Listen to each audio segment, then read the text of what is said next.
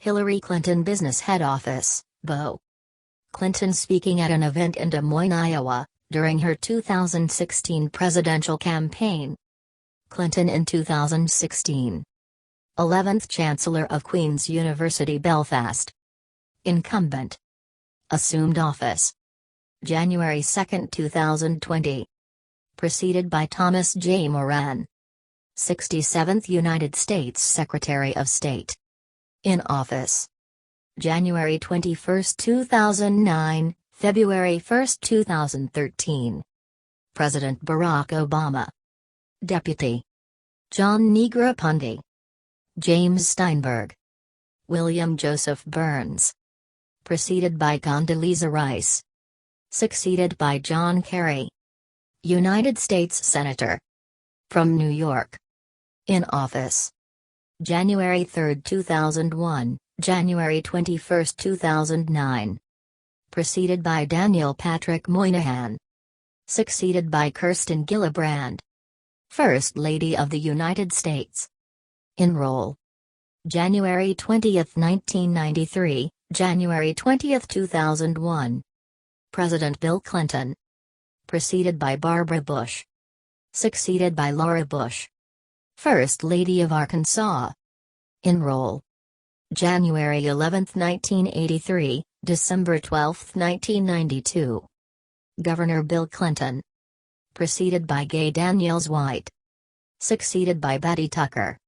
Enroll. January 9, 1979, January 19, 1981. Governor Bill Clinton. Preceded by Barbara Pryor. Succeeded by Gay Daniels White. Personal details. Born Hillary Diane Rodham. October 26, 1947, age 74. Chicago, Illinois, U.S. Political Party Democratic, 1968 present. Other political affiliations Republican, before 1968. Spouses Bill Clinton M. 1975.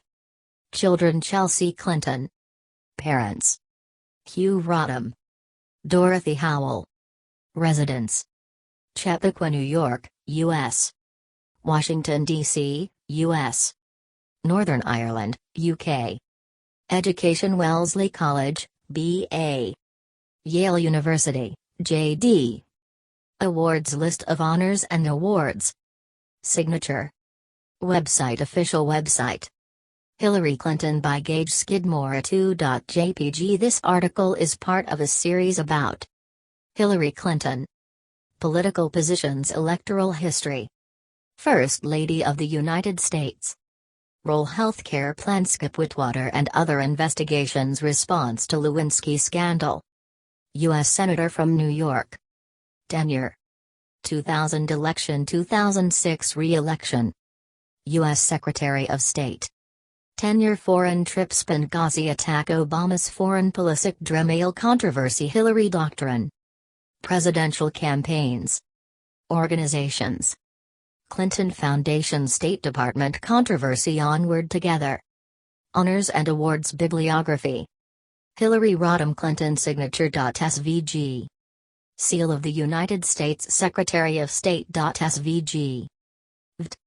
Hillary Diane Rodham Clinton, née Rodham, born October 26, 1947, is an American politician, diplomat, lawyer, writer, and public speaker who served as the 67th United States Secretary of State from 2009 to 2013, as a United States Senator from New York from 2001 to 2009, and as First Lady of the United States from 1993 to 2001 as the wife of President Bill Clinton.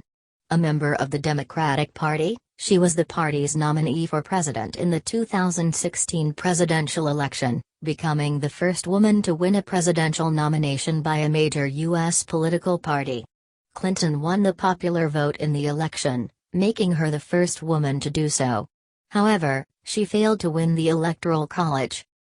Raised in the Chicago suburb of Park Ridge, Rodham graduated from Wellesley College in 1969 and earned a Juris Doctor from Yale Law School in 1973. After serving as a congressional legal counsel, She moved to Arkansas and married future President Bill Clinton in 1975. The two had met at Yale.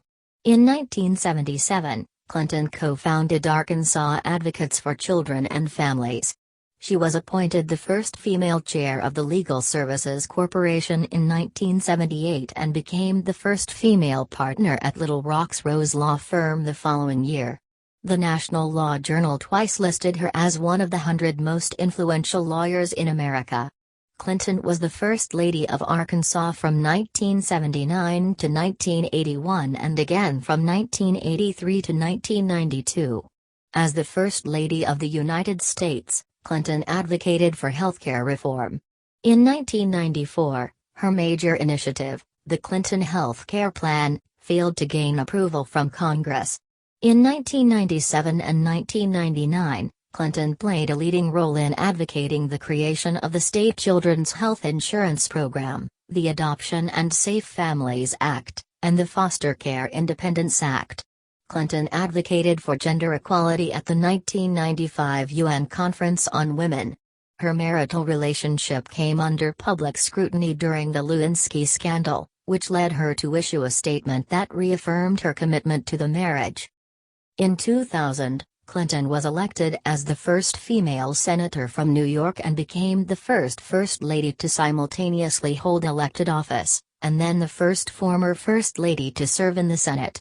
She was re-elected in 2006 and chaired the Senate Democratic Steering and Outreach Committee from 2003 to 2007. During her Senate tenure, Clinton advocated for medical benefits for first responders whose health was damaged in the September 11 attacks. 1. She supported the resolution authorizing the Iraq War in 2002 but opposed the surge of U.S. troops in 2007. In 2008, Clinton ran for president but was defeated by eventual winner Barack Obama in the Democratic primaries. Clinton was U.S. Secretary of State in the first term of the Obama administration from 2009 to 2013.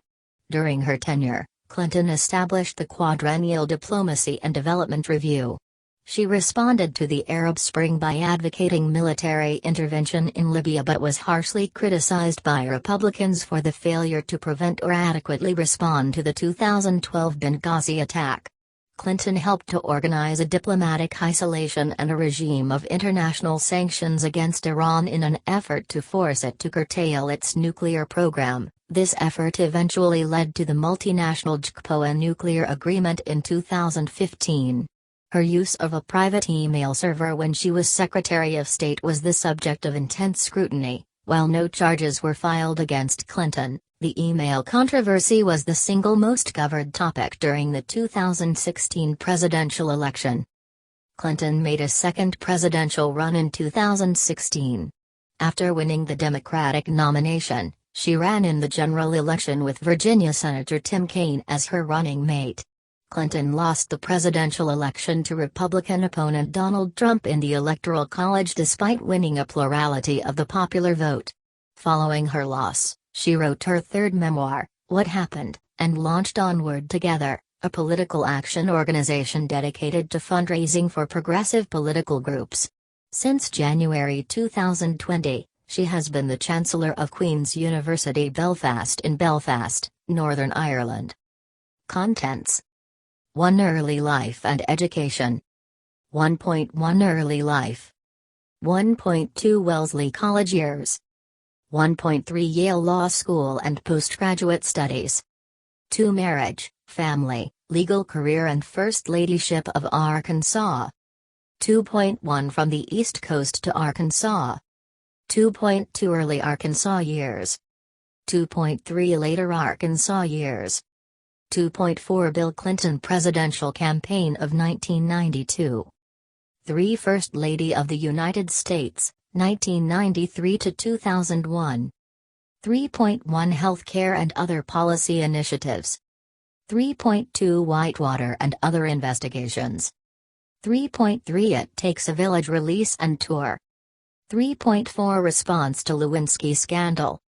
3.5 Other books and initiatives. 3.6 Traditional duties.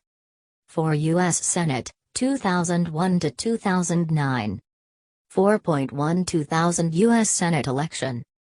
4.2 first term. 4.3 2006 re-election campaign. 4.4 second term. 5 2008 presidential campaign. 6 Secretary of State, 2009 to 2013. 6.1 nomination and confirmation. 6.2 first half of tenure. 6.3 second half of tenure. 6.4 overall themes. 6.5 Benghazi attack and subsequent hearings. 7 email controversy. 8 Clinton Foundation, hard choices, and speeches. 9 2016 presidential campaign. 10 post-2016 election activities. 10.1 political actions. 10.1.1 comments on President Trump. 10.1.2 comments on politics during the Biden administration. 10.2 writing career. 10.3 media ventures. 10.4 Chancellor of Queen's University Belfast. 11 political positions. 12 religious views. 13 cultural and political image. 14 electoral history. 14.1 2000 Senate election. 14.2 2006 Senate election. 14.3 2008 presidential election. 14.4 2016 presidential election. 15 books and recordings. 16 ancestry. 17 see also. 18 notes. 19 references. 19.1 citations. 19.2 sources cited. 20 external links. 20.1 official. 20.2 media coverage. 20.3 other. Early life and education. Early life. Museum display case containing photographs, papers, shoes, doll, and other early childhood artifacts of Hillary Rodham's early life. Mementos of Hillary Rodham's early life, shown at the William J. Clinton Presidential Center. Hillary Diane Rodham II, was born on October 26, 1947, at Edgewater Medical Center in Chicago, Illinois. 3-4, she was raised in a United Methodist family who first lived in Chicago. When she was 3 years old, her family moved to the Chicago suburb of Park Ridge. 5, her father, Hugh Rodham, was of English and Welsh descent. 6, and managed a small but successful textile business, which he had founded. 7, her mother, Dorothy Howell, was a homemaker of Dutch, English, French Canadian, from Quebec, Scottish, and Welsh descent. 6, 8, 9, she had 2 younger brothers, Hugh and Tony. 10. Rodham in Maine South High School's 1965 yearbook. As a child, Rodham was a favorite student among her teachers at the public school she attended in Park Ridge. 11. She participated in swimming and softball and earned numerous badges as a Brownie and a Girl Scout. 11. She has often told the story 12-13-14, of being inspired by U.S. efforts during the space race and sending a letter to NASA around 1961 asking what she could do to become an astronaut, only to be informed that women were not being accepted into the program. 15. She attended Maine East High School, where she participated in the student council and school newspaper and was selected for the National Honor Society. 316, she was elected class vice president for her junior year but then lost the election for class president for her senior year against 2 boys, one of whom told her that you are really stupid if you think a girl can be elected president. 17, for her senior year, she and other students were transferred to the then new Maine South High School. There she was a National Merit finalist and was voted most likely to succeed. She graduated in 1965 in the top 5% of her class. 18. Rodham's mother wanted her to have an independent, professional career. 9. Her father, who was otherwise a traditionalist, felt that his daughter's abilities and opportunities should not be limited by gender. 19. She was raised in a politically conservative household. 9. and she helped canvass Chicago's South Side at age 13 after the very close 1960 U.S. presidential election. She saw evidence of electoral fraud, such as voting list entries showing addresses that were empty lots, against Republican candidate Richard Nixon, 20, and later volunteered to campaign for Republican candidate Barry Goldwater in the 1964 election. 21. Rodham's early political development was shaped mostly by her high school history teacher, like her father, a fervent anti-communist, who introduced her to Goldwater's The Conscience of a Conservative, and by her Methodist youth minister, like her mother, concerned with issues of social justice, with whom she saw and afterwards briefly met, civil rights leader Martin Luther King Jr. at a 1962 speech in Chicago's Orchestra Hall. 22. Wellesley College years. Rodham, Center, campaigning for Wellesley College government president in 1968, an election which she later won. In 1965, Rodham enrolled at Wellesley College, where she majored in political science. 23-24, during her first year, she was president of the Wellesley Young Republicans. 25-26, as the leader of this Rockefeller Republican-oriented group. 27, she supported the elections of moderate Republicans John Lindsay to mayor of New York City and Massachusetts Attorney General Edward Brooke to the United States Senate. 28, she later stepped down from this position. In 2003, Clinton would write that her views concerning the civil rights movement and the Vietnam War were changing in her early college years. 25, in a letter to her youth minister at that time, she described herself as a mind conservative and a heart liberal. 29, in contrast to the factions in the 1960s that advocated radical actions against the political system, she sought to work for change within it. 30-31. By her junior year, Rodham became a supporter of the anti-war presidential nomination campaign of Democrat Eugene McCarthy. 32. In early 1968, she was elected president of the Wellesley College Government Association, a position she held until early 1969. 30-33, following the assassination of Martin Luther King Jr., Rodham organized a two-day student strike and worked with Wellesley's black students to recruit more black students and faculty. 32. In her student government role, she played a role in keeping Wellesley from being embroiled in the student disruptions common to other colleges. 30-34, a number of her fellow students thought she might someday become the first female president of the United States. 30. To help her better understand her changing political views, Professor Alan Schechter assigned Rodham to intern at the House Republican Conference, and she attended the Wellesley in Washington summer program.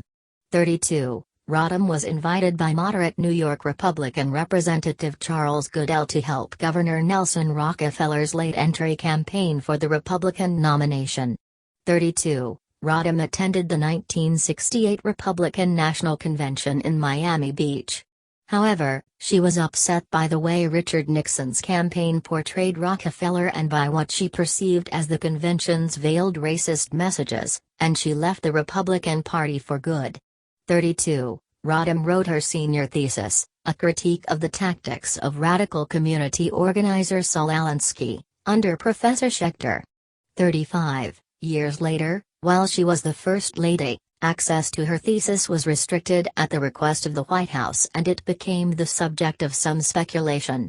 The thesis was later released. 35. In 1969, she graduated with a Bachelor of Arts, 36, with departmental honors in political science. 35. After some fellow seniors requested that the college administration allow a student speaker at commencement, she became the first student in Wellesley College history to speak at the event. Her address followed that of the commencement speaker, Senator Edward Brooke. 33-37, after her speech, she received a standing ovation that lasted 7 minutes. 30-38-39, she was featured in an article published in Life magazine, 40-41, because of the response to a part of her speech that criticized Senator Brooke. 37. She also appeared on Irv Kupsenet's nationally syndicated television talk show as well as in Illinois and New England newspapers. 42, she was asked to speak at the 50th anniversary convention of the League of Women Voters in Washington, D.C., the next year. 43, that summer, she worked her way across Alaska, washing dishes in Mount McKinley National Park and sliming salmon in a fish processing cannery in Valdez, which fired her and shut down overnight when she complained about unhealthy conditions. 44. Yale Law School and Postgraduate Studies. Rodham then entered Yale Law School, where she was on the editorial board of the Yale Review of Law and Social Action. 45. During her second year, she worked at the Yale Child Study Center. 46. Learning about new research on early childhood brain development and working as a research assistant on the seminal work, Beyond the Best Interests of the Child, 1973. 47-48. She also took on cases of child abuse at Yale New Haven Hospital. 47, and volunteered at New Haven Legal Services to provide free legal advice for the poor. 46. In the summer of 1970, she was awarded a grant to work at Marian Wright Edelman's Washington Research Project, where she was assigned to Senator Walter Mondale's Subcommittee on Migratory Labor. There she researched various migrant workers' issues including education, health and housing. 49. Edelman later became a significant mentor. 50. Rodham was recruited by political advisor Ann Wexler to work on the 1970 campaign of Connecticut U.S. Senate candidate Joseph Duffy. Rodham later crediting Wexler with providing her first job in politics. 51. In the spring of 1971, she began dating fellow law student Bill Clinton. During the summer, she interned at the Oakland, California, law firm of Dreyhoft, Walker, and Bernstein. The firm was well known for its support of constitutional rights, civil liberties and radical causes. Two of its four partners were current or former Communist Party members. 52. Rodham worked on child custody and other cases. Clinton canceled his original summer plans and moved to live with her in California. 56. The couple continued living together in New Haven when they returned to law school. 53. The following summer, Rodham and Clinton campaigned in Texas for unsuccessful 1972 Democratic presidential candidate George McGovern. 57. She received a Juris Doctor degree from Yale in 1973. 36. Having stayed on an extra year to be with Clinton. 58. He first proposed marriage to her following graduation, but she declined, uncertain if she wanted to tie her future to his. 58. Rodham began a year of postgraduate study on children and medicine at the Yale Child Study Center. 59. In late 1973, her first scholarly article, Children Under the Law, was published in the Harvard Educational Review. 60. Discussing the new children's rights movement, the article stated that child citizens were powerless individuals. 61. And argued that children should not be considered equally incompetent from birth to attaining legal age, but instead that courts should presume competence on a case-by-case basis, except when there is evidence otherwise. 62. The article became frequently cited in the field. 63. Marriage, family, legal career and first ladyship of Arkansas. From the East Coast to Arkansas. During her postgraduate studies, Rodham was staff attorney for Edelman's newly founded Children's Defense Fund in Cambridge, Massachusetts. 64, and as a consultant to the Carnegie Council on Children. 65. In 1974, she was a member of the impeachment inquiry staff in Washington, D.C., and advised the House Committee on the Judiciary during the Watergate scandal. 66. Under the guidance of Chief Counsel John Doerr and senior member Bernard W. Nussbaum. 47. Rodham helped research procedures of impeachment and the historical grounds and standards for it. 66. The committee's work culminated with the resignation of President Richard Nixon in August 1974. 66. By then, Rodham was viewed as someone with a bright political future.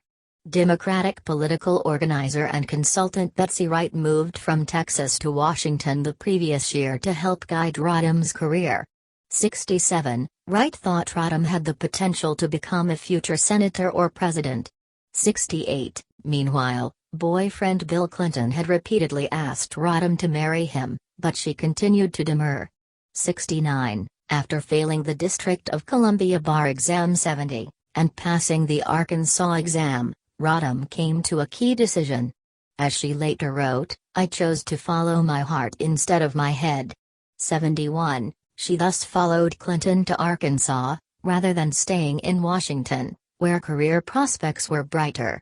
He was then teaching law and running for a seat in the U.S. House of Representatives in his home state.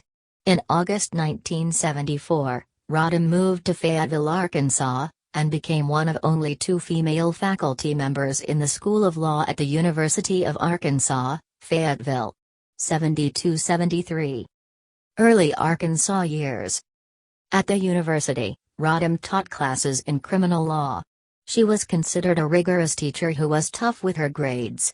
74. Rodham became the first director of a new legal aid clinic at the school, where she secured support from the local bar association and gained federal funding. 75. As a court-appointed lawyer, Rodham was required to act as defense counsel to a man accused of raping a 12-year-old girl. After her request to be relieved of the assignment failed, Rodham used an effective defense and counseled her client to plead guilty to a lesser charge. She has called the trial a terrible case.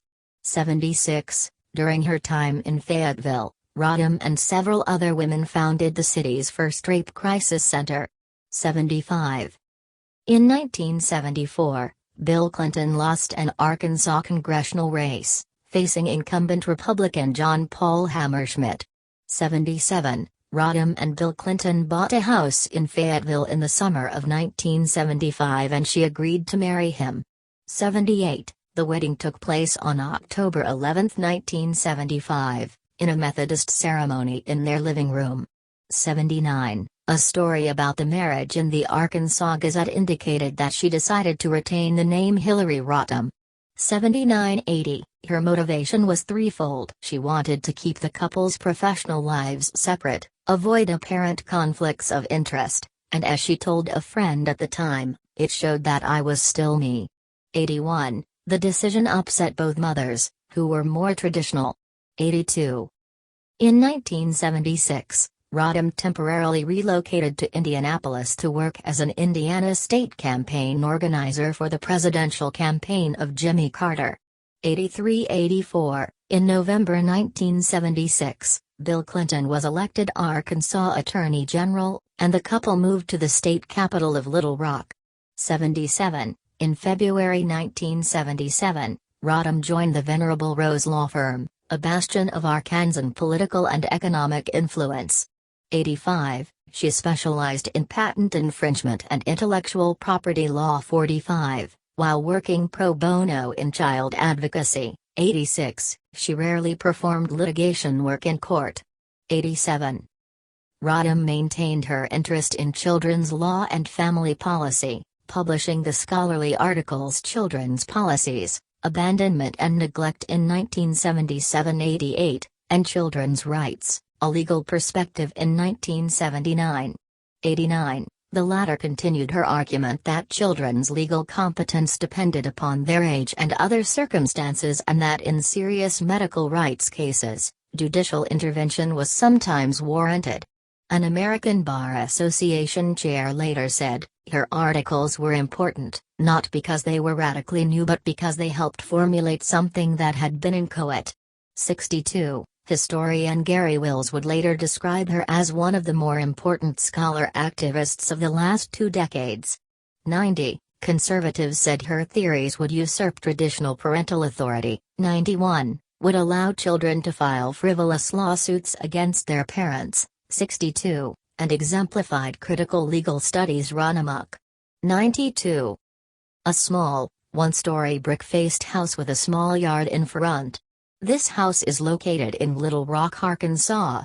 Hillary Rodham and Bill Clinton lived in this house when he was Arkansas Attorney General from 1977 to 1979. Hillary and Bill lived in this house in Little Rock's Hillcrest neighborhood while he was Arkansas Attorney General, 1977 to 1979. 93. In 1977, Rodham co-founded Arkansas Advocates for Children and Families, a state-level alliance with the Children's Defense Fund. 4594. Later that year, President Jimmy Carter, for whom Rodham had been the 1976 campaign director of field operations in Indiana 95, appointed her to the board of directors of the Legal Services Corporation. 96. She held that position from 1978 until the end of 1981. 97. From mid-1978 to mid-1980, she was the chair of that board, the first woman to hold the job. 98. During her time as chair, funding for the corporation was expanded from $90 million to $300 million. Subsequently, she successfully fought President Ronald Reagan's attempts to reduce the funding and change the nature of the organization. 86. Following her husband's November 1978 election as governor of Arkansas, Rodham became that state's first lady in January 1979. She would hold that title for 12 non-consecutive years, 1979 to 81, 1983 to 92. Clinton appointed his wife to be the chair of the Rural Health Advisory Committee the same year, 99, where she secured federal funds to expand medical facilities in Arkansas's poorest areas without affecting doctors' fees. 100. In 1979, Rodham became the first woman to be made a full partner in Rowe's law firm. 101. From 1978 until they entered the White House, she had a higher salary than her husband. 102. During 1978 and 1979, while looking to supplement their income, Rodham engaged in the trading of cattle futures contracts. 103. An initial $1,000 investment generated nearly $100,000 when she stopped trading after 10 months. 104. At this time, the couple began their ill-fated investment in the Whitewater Development Corporation real estate venture with Jim and Susan McDougal. 103. Both of these became subjects of controversy in the 1990s. On February 27, 1980, Rodham gave birth to the couple's only child, a daughter whom they named Chelsea. In November 1980, Bill Clinton was defeated in his bid for re-election. 105. Later Arkansas years. The Reagans and the Clintons walking a red carpet during the 1987 dinner honoring the nation's governors. Bill and Hillary Clinton with President Ronald and First Lady Nancy Reagan. 2 years after leaving office, Bill Clinton returned to his job as governor of Arkansas after winning the election of 1982.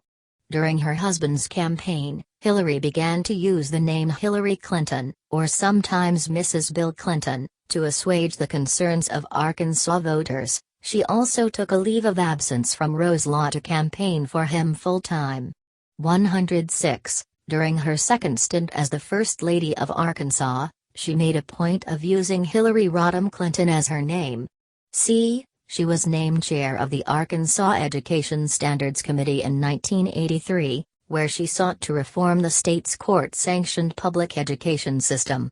112-113. In one of the Clinton governorship's most important initiatives, she fought a prolonged but ultimately successful battle against the Arkansas Education Association to establish mandatory teacher testing and state standards for curriculum and classroom size.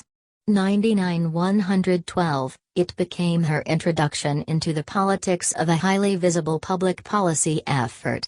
80-112. In 1985, she introduced Arkansas's Home Instruction Program for Preschool Youth, a program that helps parents work with their children in preschool preparedness and literacy.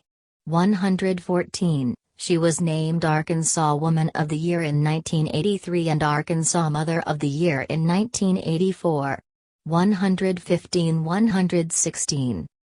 Clinton continued to practice law with the Rose Law Firm while she was the First Lady of Arkansas. She earned less than the other partners, as she billed fewer hours 117, but still made more than $200,000 in her final year there. 118. The firm considered her a rainmaker because she brought in clients, partly thanks to the prestige she lent it and to her corporate board connections. She was also very influential in the appointment of state judges.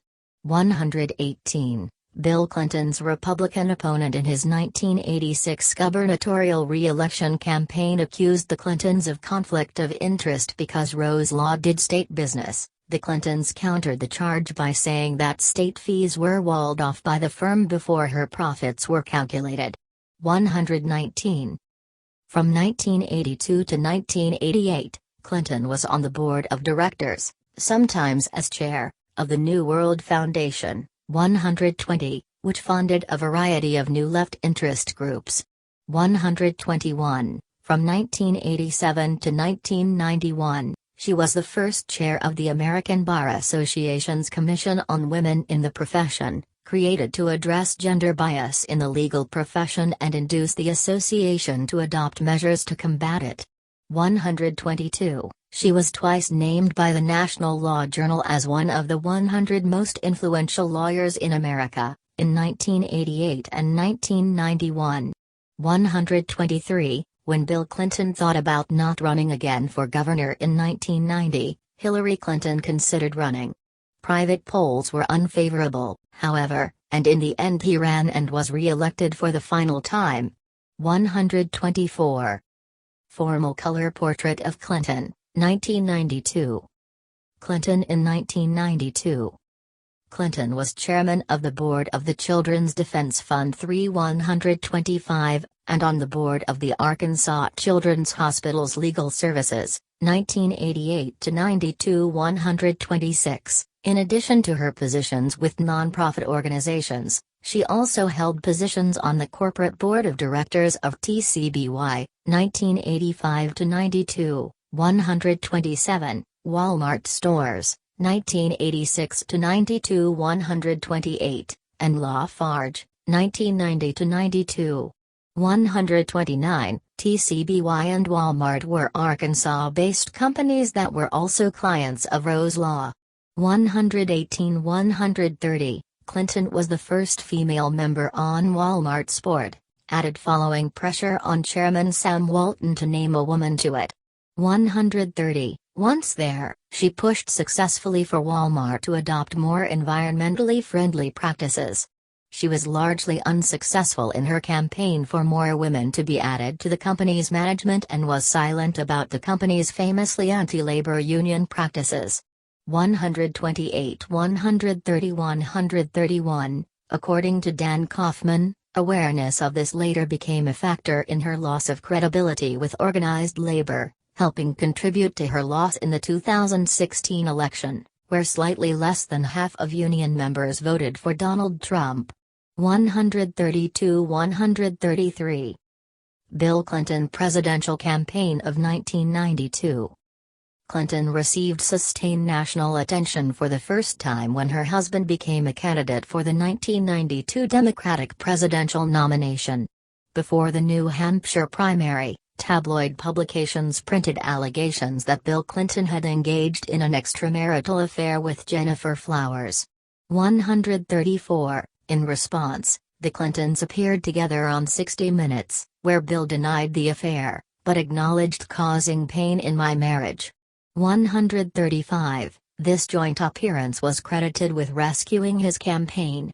136. During the campaign, Hillary made culturally disparaging remarks about Tammy Wynette's outlook on marriage as described in her classic song Stand By Your Man. Later in the campaign, she commented she could have chosen to be like women staying home and baking cookies and having teas, but wanted to pursue her career instead. The remarks were widely criticized, particularly by those who were, or defended, stay-at-home mothers. In retrospect, she admitted they were ill-considered. Bill said that in electing him, the nation would get two for the price of one, referring to the prominent role his wife would assume. 142, beginning with Daniel Wattenberg's August 1992 The American Spectator article The Lady Macbeth of Little Rock, Hillary's own past ideological and ethical record came under attack from conservatives. 91, at least 20 other articles in major publications also drew comparisons between her and Lady Macbeth. 143. First Lady of the United States, 1993 to 2001. When Bill Clinton took office as president in January 1993, Hillary Rodham Clinton became the First Lady. Her press secretary reiterated she would be using that form of her name. She was the first in this role to have a postgraduate degree and her own professional career up to the time of entering the White House. 144. She was also the first to have an office in the West Wing of the White House in addition to the usual First Lady offices in the East Wing. 59. 145. She was part of the innermost circle vetting appointments to the new administration. Her choices filled at least 11 top-level positions and dozens more lower-level ones. 146. After Eleanor Roosevelt, Clinton was regarded as the most openly empowered presidential wife in American history. 147. 148.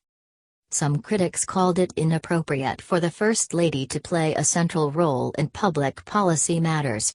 Supporters pointed out that Clinton's role in policy was no different from that of other White House advisors, and that voters had been well aware she would play an active role in her husband's presidency. 149. Bill Clinton's campaign promise of 2 for the price of 1 led opponents to refer derisively to the Clintons as co-presidents or sometimes use the Arkansas label Bierry. 99. 150. 151. The pressures of conflicting ideas about the role of a First Lady were enough to send Hillary Clinton into imaginary discussions with the also politically active Eleanor Roosevelt. From the time she came to Washington, Hillary also found refuge in a prayer group of the fellowship that featured many wives of conservative Washington figures. 155. 156. Triggered in part by the death of her father in April 1993, she publicly sought to find a synthesis of Methodist teachings, liberal religious political philosophy and Tikkun editor Michael Lerner's politics of meaning to overcome what she saw as America's sleeping sickness of the soul, that would lead to a willingness to remold society by redefining what it means to be a human being in the 20th century, moving into a new millennium. 157. 158. Healthcare and other policy initiatives. See also, Clinton Healthcare Plan of 1993. Photograph of Clinton making a presentation sitting at a table in front of a microphone. Clinton presenting her healthcare plan, September 1993. Hillary Clinton speaks about the 1993 healthcare plan at GW Hospital. In January 1993, President Clinton named Hillary to chair a task force on national healthcare reform, hoping to replicate the success she had in leading the effort for Arkansas education reform. 159. Unconvinced regarding the merits of the North American Free Trade Agreement, NAFTA, she privately urged that passage of healthcare reform be given higher priority. 160. 161. The recommendation of the task force became known as the Clinton Health Care Plan. This was a comprehensive proposal that would require employers to provide health coverage to their employees through individual health maintenance organizations. Its opponents quickly derided the plan as HillaryCare and it even faced opposition from some Democrats in Congress. 162. Some protesters against the proposed plan became vitriolic and during a July 1994 bus tour to rally support for the plan, Clinton wore a bulletproof vest at times. 162. Failing to gather enough support for a floor vote in either the House or the Senate, although Democrats controlled both chambers, the proposal was abandoned in September 1994. 163. Clinton later acknowledged in her memoir that her political inexperience partly contributed to the defeat but cited many other factors. The First Lady's approval ratings, which had generally been in the high 50% range during her first year, fell to 44% in April 1994 and 35% by September 1994. 164. Republicans made the Clinton health care plan a major campaign issue of the 1994 midterm elections. 165. They saw a net gain of 54 seats in the House election and 8 in the Senate election, winning control of both. Many analysts and pollsters found the plan to be a major factor in the Democrats' defeat, especially among independent voters. 166. The White House subsequently sought to downplay Clinton's role in shaping policy. 167. Opponents of universal health care would continue to use HillaryCare as a pejorative label for similar plans by others. 168. Clinton reads a book to an African-American grade schooler in Maryland during Read Across America Day in 1998. Read Across America Day in Maryland, 1998. Along with Senators Ted Kennedy and Orrin Hatch, Clinton was a force behind the passage of the state Children's Health Insurance Program in 1997. This federal bill gave state support to children whose parents could not provide them health coverage. She conducted outreach efforts on behalf of enrolling children in the program once it became law. 169. She promoted nationwide immunization against childhood diseases and encouraged older women to get a mammogram for breast cancer screening, with coverage provided by Medicare. 170. She successfully sought to increase research funding for prostate cancer and childhood asthma at the National Institutes of Health. She worked to investigate reports of an illness that affected veterans of the Gulf War, which became known as the Gulf War Syndrome. 59. Enactment of welfare reform was a major goal of Bill Clinton's presidency. When the first two bills on the issue came from a Republican-controlled Congress lacking protections for people coming off welfare, however, Hillary urged him to veto the bills, which he did. 171-172. A third version came up during his 1996 general election campaign that restored some of the protections but cut the scope of benefits in other areas. Critics, including her past mentor Edelman, urged her to get the president to veto it again. 171, but she decided to support the bill, which became the Welfare Reform Act of 1996, as the best political compromise available. 171-172. This caused a rift with Edelman that Hillary later called sad and painful. 172. Together with Attorney General Janet Trino, Clinton helped create the Office on Violence Against Women at the Department of Justice. 59. In 1997, she initiated and shepherded the Adoption and Safe Families Act, which she regarded as her greatest accomplishment as the First Lady. 59-173. In 1999, she was instrumental in the passage of the Foster Care Independence Act, which doubled federal monies for teenagers aging out of foster care. 173. As First Lady of the United States, Clinton was the host for various White House conferences. These included one on child care, 1997, 174, on early childhood development and learning, 1997, 175, and on children and adolescents, 2000. 176. She also hosted the first ever White House Conference on Teenagers, 2000, 177, and the first ever White House Conference on Philanthropy, 1999. 178. Clinton traveled to 79 countries during this time, 179, breaking the record for most traveled First Lady previously held by Pat Nixon.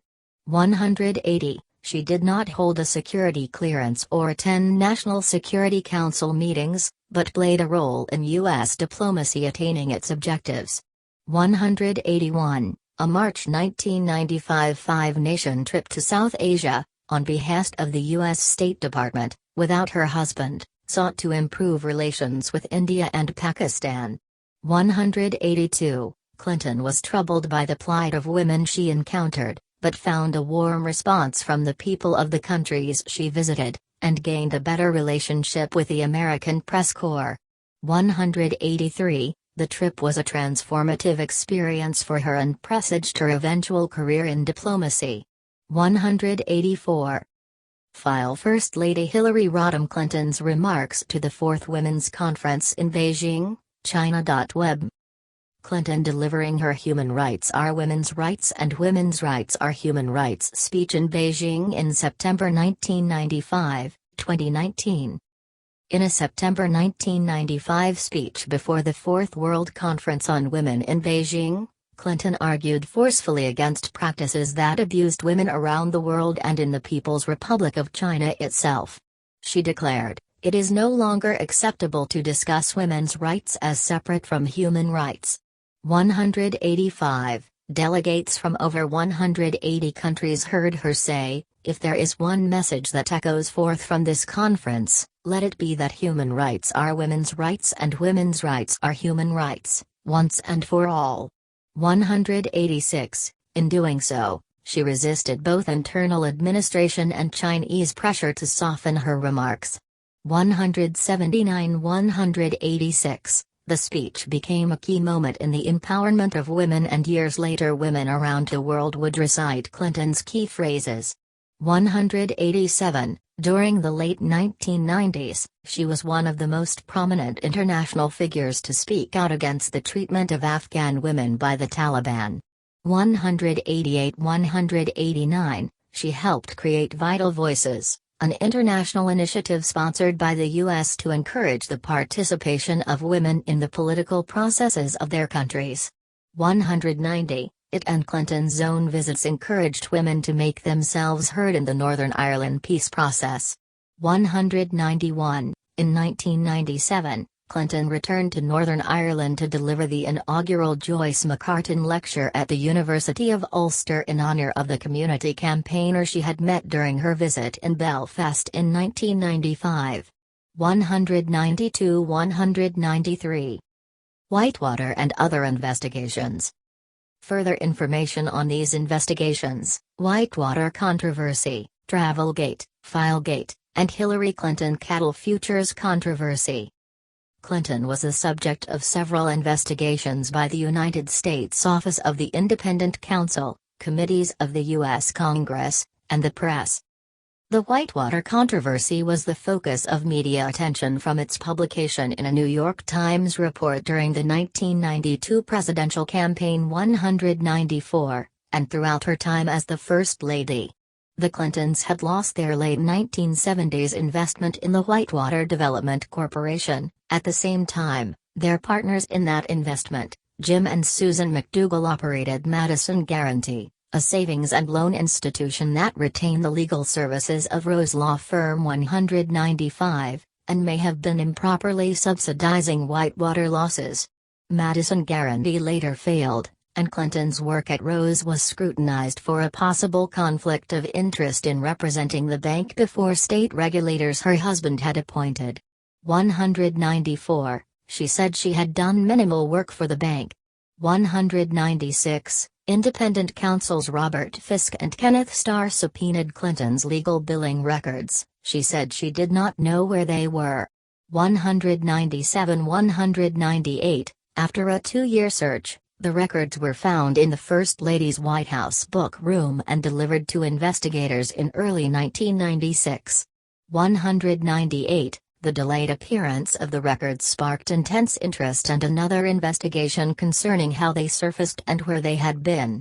198, Clinton's staff attributed the problem to continual changes in White House storage areas since the move from the Arkansas governor's mansion. 199, on January 26, 1996, Clinton became the first spouse of a U.S. president to be subpoenaed to testify before a federal grand jury. 197, after several independent counsels had investigated, a final report was issued in 2000 that stated there was insufficient evidence that either Clinton had engaged in criminal wrongdoing. 200. Chelsea, Bill, and Hillary Clinton take an Inauguration Day walk down Pennsylvania Avenue in Washington, D.C., on January 20, 1997, when Bill started a second term as president. Inauguration Day walk down Pennsylvania Avenue to start Bill's second term as president, January 20, 1997. Scrutiny of the May 1993 firings of the White House Travel Office employees, an action that became known as Travelgate, began with charges that the White House had used audited financial irregularities in the travel office operation as an excuse to replace the staff with friends from Arkansas. 201. The 1996 discovery of a 2-year-old White House memo led to the investigation being focused on whether Clinton had orchestrated the firings and whether the statements she made to investigators about her role in the firings were true. 202-203. The 2000 final independent counsel report concluded she was involved in the firings and that she had made factually false statements, but that there was insufficient evidence that she knew the statements were false or knew that her actions would lead to firings, to prosecute her. 204. In March 1994, newspaper reports revealed that Clinton had earned spectacular profits from cattle futures trading in 1978-79. 205. The press made allegations that Clinton had engaged in a conflict of interest and disguised a bribery. Several individuals analyzed her trading records, but no formal investigation was made and she was never charged with any wrongdoing. 206. An outgrowth of the Travelgate investigation was the June 1996 discovery of improper White House access to hundreds of FBI background reports on former Republican White House employees, an affair that some called Filegate. 207. Accusations were made that Clinton had requested these files and she had recommended hiring an unqualified individual to head the White House Security Office. 208. The 2000 final independent counsel report found no substantial or credible evidence that Clinton had any role or showed any misconduct in the matter. 207. In early 2001, a controversy arose over gifts that were sent to the White House. There was a question whether the furnishings were White House property or the Clintons' personal property. During the last year of Bill Clinton's time in office, those gifts were shipped to the Clintons' private residence. 209-210. It Takes a Village release and tour. See also, It Takes a Village. In 1996, Clinton presented a vision for American children in the book It Takes a Village, and Other Lessons Children Teach Us. In January 1996, she went on a 10-city book tour and made numerous television appearances to promote the book. 211. Although she was frequently hit with questions about her involvement in the Whitewater and Travelgate controversies. 212-213. The book spent 18 weeks on the New York Times bestseller list that year, including 3 weeks at number 1. 214. By 2000, it had sold 450,000 copies in hardcover and another 200,000 in paperback. 215. Clinton received the Grammy Award for Best Spoken Word Album in 1997 for the book's audio recording. 216. Response to Lewinsky scandal. Further information, Clinton-Lewinsky scandal. In 1998, the Clintons' private concerns became the subject of much speculation when investigations revealed the president had engaged in an extramarital affair with 22-year-old White House intern Monica Lewinsky. 217. Events surrounding the Lewinsky scandal eventually led to the impeachment of the president by the House of Representatives. He was later acquitted by the Senate. When the allegations against her husband were first made public, Hillary Clinton stated that the allegations were part of a vast right-wing conspiracy.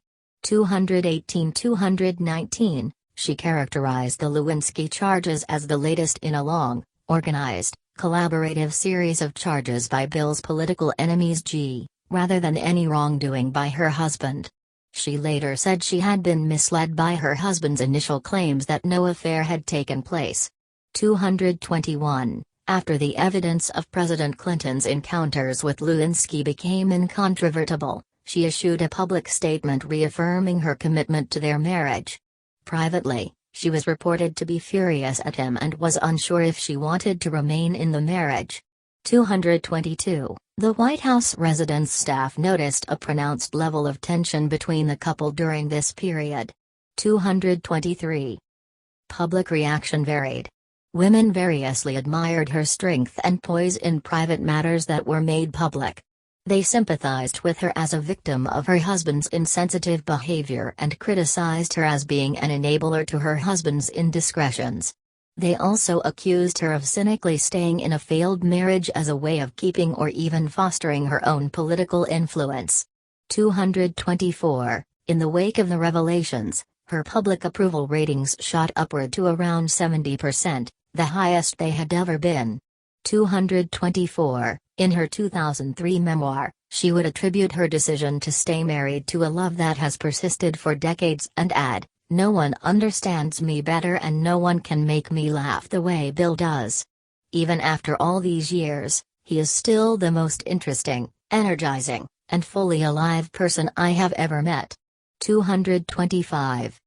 Issues that surrounded the Lewinsky scandal left Bill Clinton with substantial legal bills. In 2014, Hillary said that she and Bill had left the White House not only dead broke, but in debt. The statement may have been literally accurate but ignored the potentially enormous earning power of ex-presidents who give paid speeches after leaving office.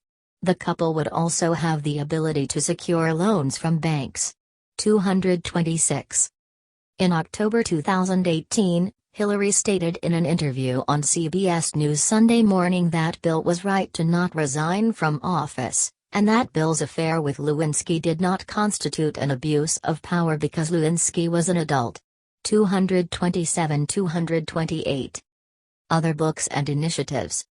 Other books published by Clinton when she was the First Lady include Dear Socks, Dear Buddy, Kids' Letters to the First Pets, 1998, and An Invitation to the White House, At Home with History, 2000. In 2001, she wrote an afterword to the children's book Beatrice's Goat. 229. She was the founding chair of Save America's Treasures, a nationwide effort matching federal funds with private donations to preserve and restore historic items and sites. 230. This included the flag that inspired the Star-Spangled Banner and the First Lady's National Historic Site in Canton, Ohio. 59. She also published a weekly syndicated newspaper column titled Talking It Over from 1995 to 2000. 231-232. It focused on her experiences and those of women, children and families she met during her travels around the world. 3. Traditional duties. She was head of the White House Millennium Council 233, and hosted Millennium Evenings 234, a series of lectures that discussed future studies, one of which became the first live simultaneous webcast from the White House. 59. Clinton also created the first White House sculpture garden, located in the Jacqueline Kennedy Garden, which displayed large contemporary American works of art loaned by museums. 235.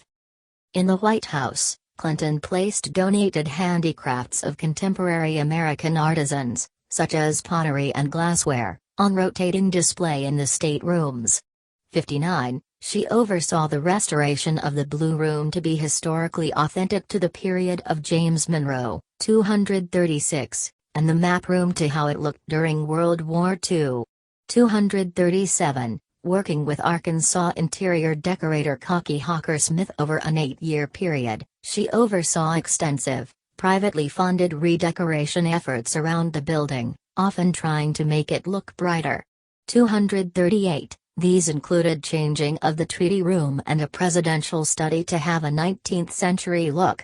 237. Overall, the redecoration brought mixed notices, with Victorian furnishings for the Lincoln sitting room being criticized the most. 238. Clinton hosted many large-scale events at the White House,